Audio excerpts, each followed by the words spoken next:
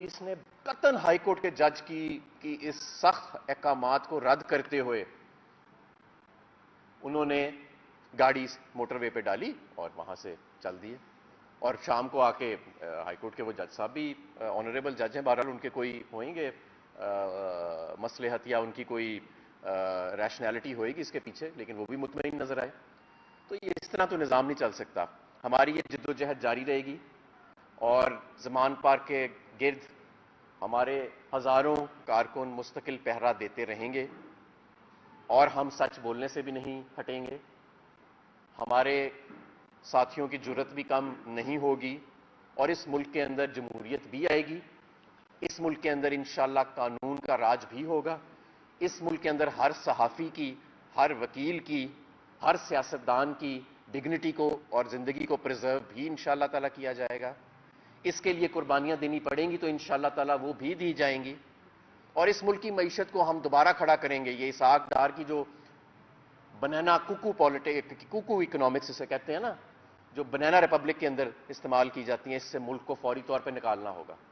اور اب آپ دیکھیں گے کہ یہ جو پچھلے 9 ماہ کے اندر جو انہوں نے معیشت کا حال کیا ہے, ابھی تو صرف مہنگائی آئی ہے, ابھی تو صرف ڈالر ڈی ویلیو ہوا ہے, قلت آئی ہے, اس کے اثرات ابھی آنے ہیں. اس کے اثرات ابھی لوگوں کو نظر آئیں گے. جب یہ نئے ٹیکسز لگائیں گے, جب یہ نئے بجلی کے نرخ بڑھائیں گے, یہ سارا کچھ کریں گے. انہوں نے پچھلے 9 ماہ میں پاکستان کی سیاست کا نہیں, معیشت کا جنازہ نکالا ہے اس ملک کا. ہر ایک پاکستانی کو یہ علم ہونا چاہیے. اور لوگوں کی آواز کو دبانے کی کوشش کی گئی ہے, لوگوں کی عزتوں کو اچھالا گیا ہے, لوگوں کو بلیک میل کیا گیا ہے.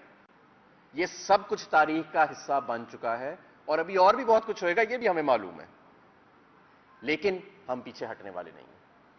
انشاءاللہ تعالیٰ اس ملک کے اندر ایک جمہوریت کا نظام آئے گا اور انشاءاللہ تعالیٰ فری اینڈ فیئر الیکشنز آئیں گے, جس کے نتیجے میں ایک سٹرانگ اور سٹیبل حکومت کو سامنے لانا اس وقت ناگزیر ہو چکا. اور میں یہاں فائنینشیل ٹائمز کے آرٹیکل کی بھی بات کروں گا. فائنینشیل ٹائمز جو کہ بین الاقوامی جریدہ ہے, آج ذرا آپ اس کی ہیڈ لائن دیکھیں.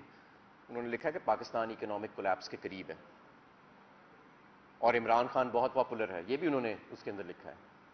شاید یہی وجہ ہے کہ الیکشنز نہیں کرائے جا رہے, کہ عمران خان بہت زیادہ مقبول ہو چکا ہے. بہت شکریہ.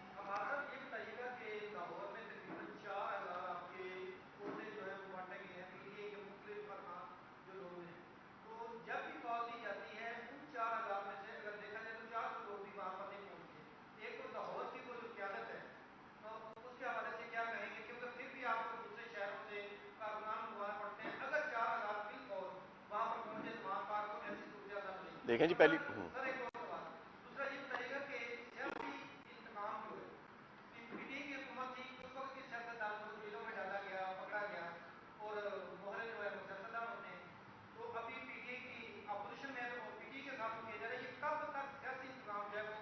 میری بات سنیں. دیکھیں, کرپشن کے کیسز کو سیاسی انتقام نہ سمجھیں. اگر زرداری نے نواز شریف پہ اور نواز شریف نے زرداری اور شہباز شریف پہ کرپشن کے کیسز بنائے ہیں, اور اگر حمزہ شہباز کے چپڑاسی کے اکاؤنٹ میں سے 3.5 ارب روپے نکل رہے ہیں, اور کوئی ادارہ یہ پوچھتا ہے کہ یہ 3.5 ارب روپے جس بیچارے کے اکاؤنٹ سے نکلے ہیں وہ پرسرار طریقے سے اس کی موت بھی واقع ہو جاتی ہے اور باقی بھی سارے گواہان مر جاتے ہیں تو یا قتل کر دیے جاتے ہیں, تو کوئی ایجنسی اگر پوچھتی ہے تو یہ سیاسی انتقام نہیں ہے بھائی میرے. اگر زرداری سے پوچھا جاتا ہے کہ یہ جو کرپشن آپ نے کی ہے, یہ رقم ساری کہاں سے آئی ہے, یہ سرے محل کہاں سے آیا ہے, یہ ایون فیلڈ ٹرسٹ کہاں سے بنا تھا, تو یہ سیاسی انتقام نہیں ہے, یہ ایجنسیاں اپنا کام کر رہی ہیں. سیاسی انتقام ہوا ہے جو کل فواد چودھری کے ساتھ ہوا ہے, سیاسی انتقام ہوا ہے کہ جو عمران خان کو گولیوں سے چھلی کیا گیا. اور دوسری بات, آپ نے لاہور کی تنظیم کی بات کی ہے. صبح کے 3 بجے اگر ہزاروں کارکن جو جمع ہو جاتے ہیں زمان پارک میں اپنے قائد کی حفاظت کرنے, تو وہ کیسے جمع ہو جاتے ہیں؟ اگر پی ایم جی چونک کے باہر 12 گھنٹے سے بھی کم نوٹس کے اوپر ہزاروں لوگ جمع ہو جاتے ہیں. اگر لبرٹی میں کوئی تقریباً 30 سے 35 میگا احتجاج ہوئے ہیں, جس میں کسی کو کوئی گاڑی نہیں دی گئی, کسی کو بریانی نہیں دی گئی, کوئی اللہ رکھا پیپسی نہیں آیا وہاں پہ لوگوں کو محظوظ کرنے کے لیے, تو یہ کیسے ہو گیا ہے؟ اور یہ صرف لاہور میں نہیں ہوا, یہ پاکستان کے ہر کونے میں ہوا ہے. آج بھی اگر ہم جی سر.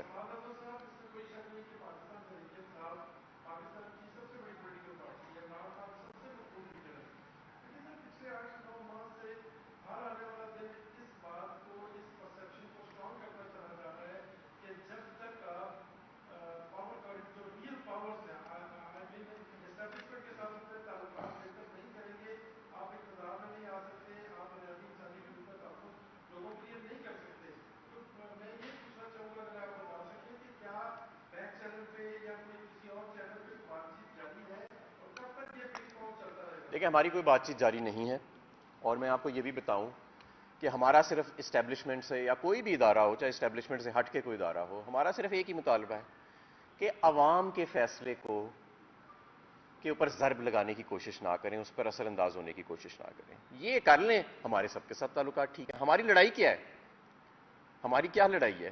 ہم کہتے ہیں کہ یار یہ ریڈ لائنز اور لوگوں کے اوپر کانٹے لگانا بند کر دیں، اس طرح لوگوں کو ہراساں نہ کریں، ان ملک میں انسانی حقوق کی اور قانون کی بالادستی کو قائم رکھیں. آپ مجھے بتا دیں اس کے علاوہ کوئی چوتھا یا پانچواں نقطہ ہمارا نہیں ہے. ہمیں کوئی پیسے نہیں چاہیے، ہمیں کوئی پولیٹیکل انجینئرنگ کر کے اپنے لیے بینیفٹ نہیں چاہیے، ہمیں کوئی الیکشن کمیشن سے 10-10 ہزار روپے کے دتھے نہیں چاہیے ووٹوں کی لسٹوں کے الیکشن والے دن. ہمیں کوئی ایسی چیز نہیں چاہیے، ہمیں شفاف انتخاب چاہیے.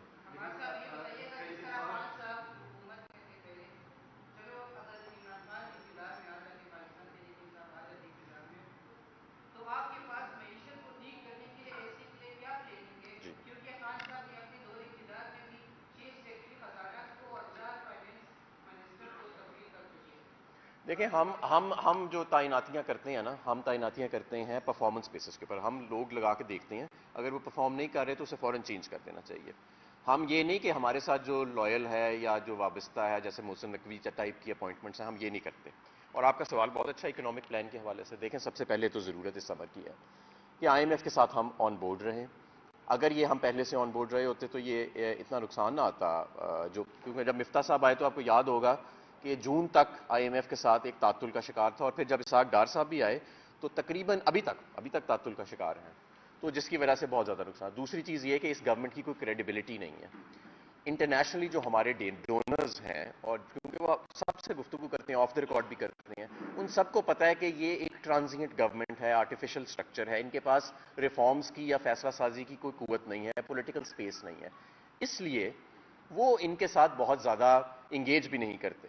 جب ایک اسٹرانگ سٹیبل گورنمنٹ آئے گی جو پالیسی میجرز ان کے ساتھ لاک ان کر سکتی ہے اگلے 3 سال کے لیے، تو وہ ڈونرز بھی اور عالمی ادارے بھی آپ کو پھر فیسیلیٹیٹ بھی کریں گے، اور آپ ایک رستے پہ چل پڑیں گے. اگلی ایک ظاہر گورنمنٹ بیٹھی ہے جس کے پاس اگلے 5 سال کا رن وے ہے، تو وہ ریفارمز کرے گی کہ اگلے الیکشن سائیکل سے پہلے اس کو اس کا ڈویڈنڈ ییلڈ ہو جائے. لیکن موجودہ حکومت کی تو ایسی کوئی نہ انسینٹیو ہے نہ موٹیو ہے، وہ تو ڈے ٹو ڈے بیسس کے اوپر سروائیو کر رہے ہیں. ہمیں آ کے فوری طور کے اوپر ریسکیو، اسٹیبلائزیشن اور ریکوری کرنی پڑے گی. ہمیں اپنی ڈیٹ ری پروفائلنگ کرنی پڑے گی. ہمیں ایک نیا آئی ایم ایف کا پروگرام آتے ساتھ نیگوشیٹ کرنا پڑے گا. لیکن یہ سب کچھ تب ہی ممکن ہے اگر ملک کے اندر ایک اسٹرانگ سٹیبل گورنمنٹ جون سے پہلے موجود ہو. کیونکہ جون میں آپ کا یہ آئی ایم ایف کا پروگرام جو ہے یہ ایکسپائر ہونے جا رہا ہے، اور آئی ایم ایف اپنے پروگرامز کو ایکسٹینڈ نہیں کرتی. I M F interim governments کے ساتھ بھی بات چیت نہیں کرتی نئے پروگرام کے حوالے سے. ان کے پاس مینڈیٹ نہیں ہوتا انٹرم گورنمنٹ کے پاس. تو اس لیے یہ ہمارا پلان ہے فی الحال، جس کا میں نے آپ کو بنیادی نقطہ بتایا. بٹ اس کے نیچے بہت ساری چیزیں ہیں. ہم ویکاک کو امپلیمنٹ کرنا چاہتے ہیں، ہم ملک کے اندر ویلنگ کو انٹروڈیوس کرنا چاہتے ہیں. جی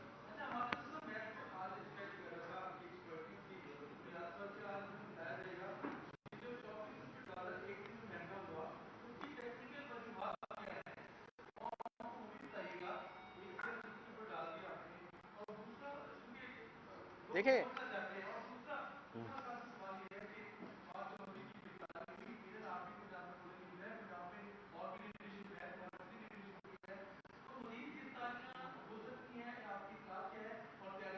جی، میں سب سے پہلے تو یہ کہ 25 روپے ڈالر کیوں ایک دن میں گرا. دیکھیں پچھلے 9 ماہ سے آپ کی اسٹیٹ بینک کی جو آٹونومی ہے، جیسے میں نے پہلے عرض کیا، وہ سسپینڈڈ ہے، وہ منجمد ہے. اور آپ پچھلے 9 ماہ میں مارکیٹ ایکسچینج ریٹ سے نکل کے آپ ایک فکسڈ ایکسچینج ریٹ رجیم میں چلے گئے. وہاں پہ جب وہ سسٹینیبل نہیں تھا، یعنی کہ آپ کے ڈالرز کی ڈیمانڈ زیادہ تھی آپ کے روپیوں کی ڈیمانڈ سے عالمی ورلڈ کے اندر، تو اسحاق ڈار صاحب نے اس کو آرٹیفیشلی فکس کیا ہوا تھا، ایکسچینج کمپنیوں کو کہہ کے، اسٹیٹ بینک کو کہہ کے، بینکوں کو کہہ کے. لیکن اس ریٹ کے اوپر کوئی ٹرانزیکشنز نہیں ہو رہی تھیں. پھر انہوں نے ایلسیاں بند کرنی شروع کر دی، مال کی قلت آنا شروع ہو گئی، آرٹیفیشلی وہ بھی ڈیمانڈ بھی کنٹرول کرنے کی کوشش کی روپے کی اور ڈالر کی، وہ بھی نہیں ہو سکا. تو پھر سڈنلی ان کو یہ روپے کو کھلا چھوڑنا پڑا اور مارکیٹ ایکسچینج ریٹ پہ لانا پڑا. لیکن اس ٹائم تک جو مریض تھا آپ کا، اس کی موت واقعہ ہو چکی ہے. آج پاکستان میں غریب مزید غریب تر ہو چکا ہے اور امیر بھی غریب ہو چکا ہے. یہ میں آپ کو بتاؤں، آج ہر شخص کو اس کا نقصان پہنچا ہے. پورا ملک آج جو 9 ماہ کی اکنامک پالیسی تھی اس سے غریب ہوا ہے. ملک کی ریاست غریب ہوئی ہے, ملک کا غریب مزید غریب ہوا ہے, ملک کا امیر بھی غریب ہو گیا. ملک کا صنعت کار جو ہے اس کے آپ دیکھیں نا جا کے لاسز, ٹیکسٹائل انڈسٹری کو دیکھیں, اسٹیل انڈسٹری کو دیکھیں, باقی انڈسٹریز کو دیکھیں, شوگر انڈسٹری کے علاوہ ساری غریب ہو گئے. اور دیکھیں, اور مہنگائی, قرض اتنا بڑا ہے, قرض تو اتنا بڑا ہے کہ جس کی کوئی انتہا نہیں. شاید 3.5 سال میں, ہمارے دور میں اتنا نہیں بڑھا جتنا 9 مہینے میں بڑھ گیا. اور میں نے آپ کو بتایا کہ 6.1% 1981 سے آج تک ڈی ویل کا ریٹ ہے آپ کا. یہاں پہ 3.4% ماہانہ ڈی ویلیویشن ہوتی رہی ہے. یہ ان کی اکنامک پالیسی تھی اور یہ ان کی معیشت کی پالیسی تھی. یہ 80 کے دہائی کے لوگ ہیں, صرف اور صرف یہ روایتی سیاست کی بنیاد پہ اور سازش کی بنیاد پہ اوپر آئے ہیں. کوئی ان کے پاس آئیڈیاز اکانومیز اور آپ کے جو نئے آئیڈیاز ہیں اکانومیز کے, کیونکہ پالیسی میکنگ بھی ٹیکنیکل ہوتی جا رہی ہے, اس سے ان کا دور دور تک کوئی تعلق نہیں. آپ یہ دیکھیں کہ جو توانائی کا وزیر ہے آج وہ ٹی وی پہ آیا ہے, ایک وزیر مملکت ہے پیٹرولیم کا, بجائے کہ وہ بتائے کہ ملک کے اندر شدید بحران ہے, نہ بجلی ہے, نہ گیس ہے, نہ ڈالر ہے, نہ آگے کچھ نظر آ رہا ہے, وہ عمران خان سے شروع ہو کے عمران خان پہ ختم ہو گیا. خرم دستگیر صاحب, لے یہاں پہ بھی بجلی چلی گئی.